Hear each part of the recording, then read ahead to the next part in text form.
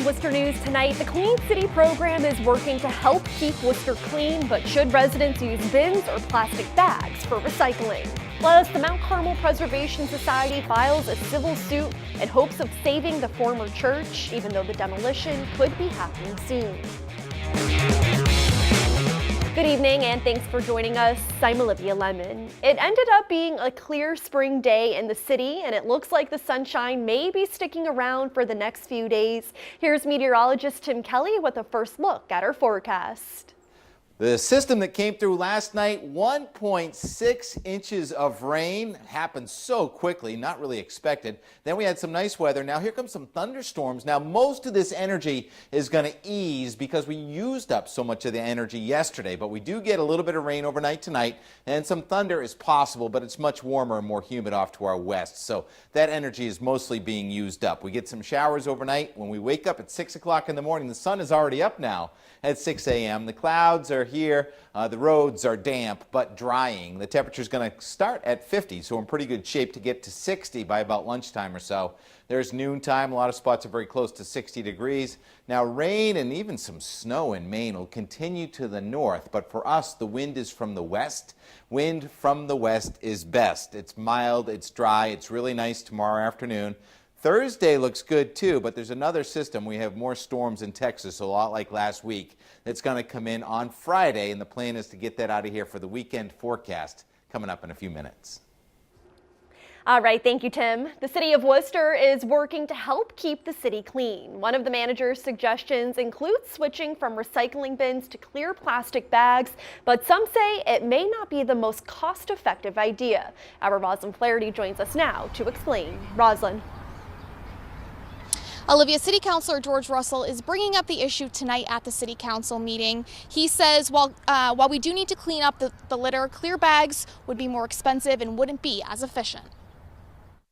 It's recycling day for Ann Coonan in Worcester. She keeps her items in clear plastic bags to prevent them from blowing all over her neighborhood. I take my dog for a walk, and there is trash in the streets, on the sidewalks, and I do help pick it up. City Manager Ed Augustus's Clean City program is proposing everyone switch from bins to clear plastic bags for recycling. The goal is to reduce litter. But City Councilor George Russell says he isn't fond of the idea. In some of our neighborhoods, some folks go around looking for returnable bottles. If they opened it up, or an animal that goes through a neighborhood or a dog gets into a bag and rips a bag open. The chairman of the Standing Committee on Public Works filed an order for Tuesday's City Council meeting to move ahead the manager's program without the clear bags. I think by charging for recycling, we're going to basically be setting up for more and more litter. Councilor Russell says to pay for the clear bags, the cost of the city's yellow trash bags would increase by 50 cents each, and says the package would only include large bags for recyclables. We asked if the city could come up with a smaller clear bag, so that just like we have a smaller yellow bag. That was something that the Public Works Department was unwilling to do. They said that the machine that Casella cleans out was going to be able to break only one size of a bag. Councilor Russell says he wants to get the ball rolling on the Clean City program to make sure it gets into the budget while his committee evaluates the clear bags. There are so many other good parts of the city manager's proposal, including the neighborhood cleanups, including the funding for the neighborhood groups, including helping the business associations clean the barrels in their area, hiring 4 new staff members for a clean team. Coonan says she isn't sure everyone is going to want to pay for bags instead of bins. She just wants the litter to stop. I don't know what the real answer is here. Now, Russell says if the city manager can't find space in his budget for the program, he would consider increasing the cost of the yellow bags to 25 cents, with the exception of the clear bags. Live in Worcester, Roslyn Flaherty, Worcester News Tonight. In an effort to reduce energy use and costs, the city is looking to move forward with another phase of upgrades at several municipal facilities across Worcester. The facilities include schools like North High School. The multi-year, multi-million-dollar initiative has already helped the city save money. City Manager Edward Augustus is recommending an almost $22 million loan to fund the work. It will include upgrading interior lighting at about 60 public schools and facilities to LED. It also calls for the installation of solar arrays at 4 sites, including North High School. And the city manager is also unveiling a more than $166 million capital campaign spending plan for the next fiscal year. It calls for significant improvements to city buildings, parks, and public works infrastructure. It also includes borrowing almost $28 million for the Polar Park project. Augustus says the debt service for the bond sale of the ballpark will be financed by new tax revenues generated by the $90 million in private development around it. Several state lawmakers are backing a bill to ban pet stores to receive animals from commercial breeders. Under the proposed legislation, pet shops would be required to sell animals only coming from shelters and rescue centers. Our Brittany Schaefer has the story. A proposed bill could ban pet shops throughout the state from receiving animals from commercial breeders. It would essentially put an end to puppy mills in Massachusetts. Anyone who's had a pet knows how much you love that pet and how much it means to you. To know that after getting it, to have it come and be sick or have it find out it's mistreated, it's just not right. In Massachusetts, there are currently multiple similar bills being considered by legislators. Senator Michael Moore says now is the time to further protect pets. Last session was a big void. We didn't see a lot of pet legislation move forward. So I think it's time that now we go back and revisit some of the issues that we may not have addressed before. In central Massachusetts, there have been issues with animal shelters and kennels. In 2018, Laughlin Kennel in Oxford was ordered to stop selling pets who aren't bred on their property due to the sale of sick puppies. Moore says the issue is everywhere and Massachusetts needs to step up. I think there's an issue in a lot of places that don't have these protections in place. No matter what we do, people are going to cut corners.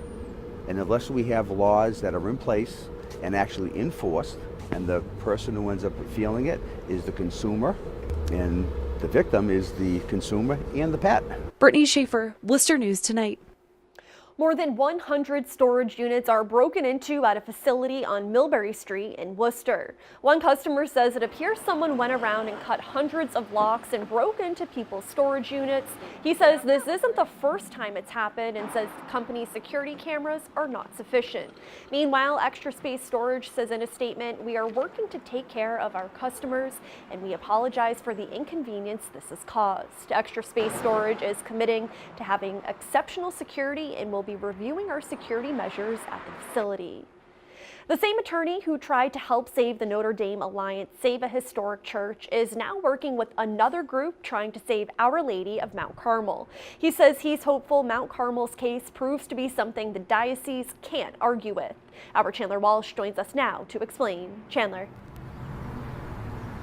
Olivia, the Mount Carmel Preservation Society have made appeals to the Vatican and say they also made a plea to the Pope. However, this is the first lawsuit to save the church.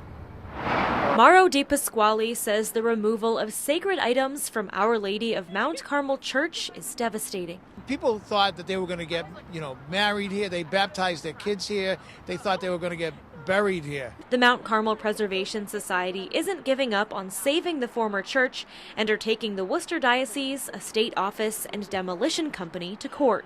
Their move similar to the Save Notre Dame Alliance's efforts less than a year ago. We want to be a first-rate city.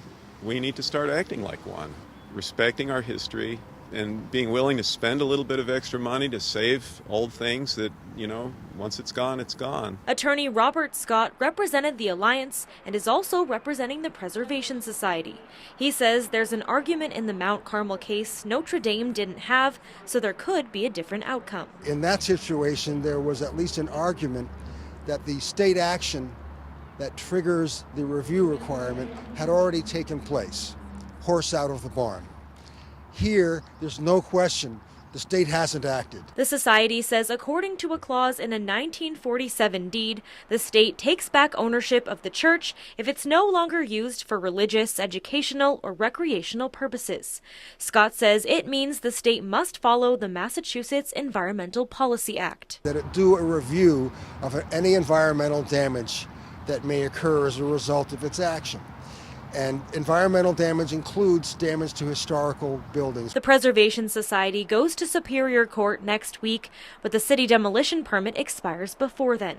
DePasquale hopes the diocese holds off until their day in court. We're asking that for a stay of execution, if you will, that this church remain intact so we could have the due process.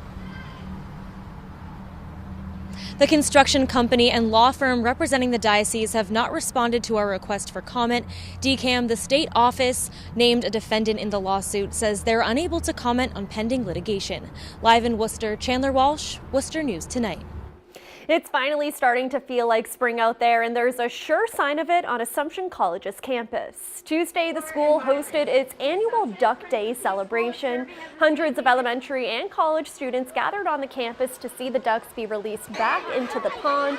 This is the 15th year the college has hosted the event. Students from the college's Student Government Association helped put together today's event. No other college does it, so it's really nice to celebrate this, to celebrate the start of spring, and to have something different for students to celebrate on campus. And this year, members of the Assumption community will be invited to bid on the right to name one of the ducks. All of the proceeds will benefit the Prince of Peace School. It's an Assumption school in the Benai region of the Congo in Africa.